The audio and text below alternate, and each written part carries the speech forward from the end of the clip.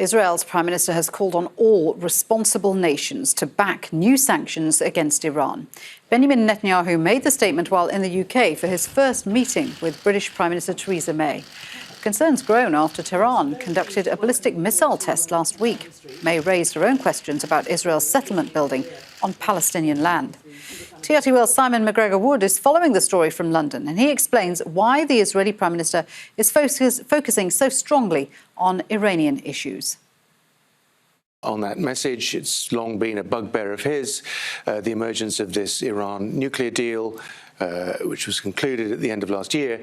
He's always been against it, and I think he sees Donald Trump entering the White House, given what we have heard about Donald Trump's views on this deal, that he doesn't like it. He sees a chink of light in his attempt to try and undermine the international consensus behind this.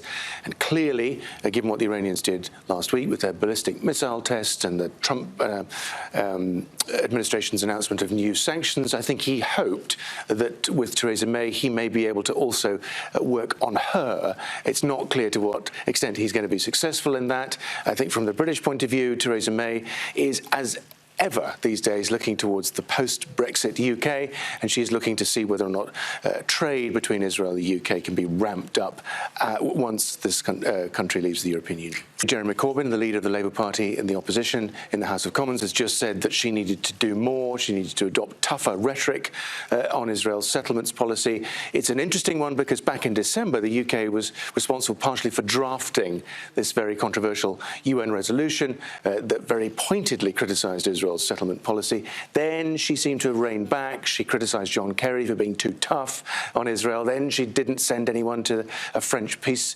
summit on the Middle East peace process. So people are worried that perhaps she is, in her bid to become friendly with Donald Trump, might be abandoning some of the principles on things like settlements. Well, Greg Karlstrom has more on the reaction from Tel Aviv. Most Israelis saw this visit to London as a warm-up act for the main event, the meeting in Washington next week with President Trump.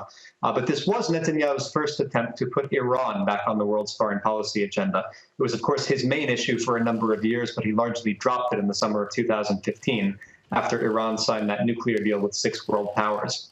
But now with a new administration in Washington, a new government in London as well, Netanyahu thinks there's an opportunity to push for tougher sanctions on Iran and, of course, to talk about Iran instead of the Palestinians, which is not an issue that he's keen to discuss with a far-right government planning a major expansion of settlements.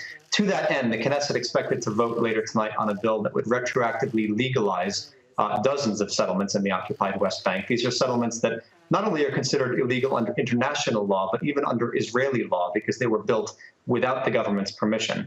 But this bill that has been working through Parliament for the past few months would retroactively approve them. It passed the first reading in December. It met with very strong condemnation from the international community. And so the second and final readings were delayed for about 2 months. But again, that bill is expected to come to a vote later tonight, and it is expected to pass.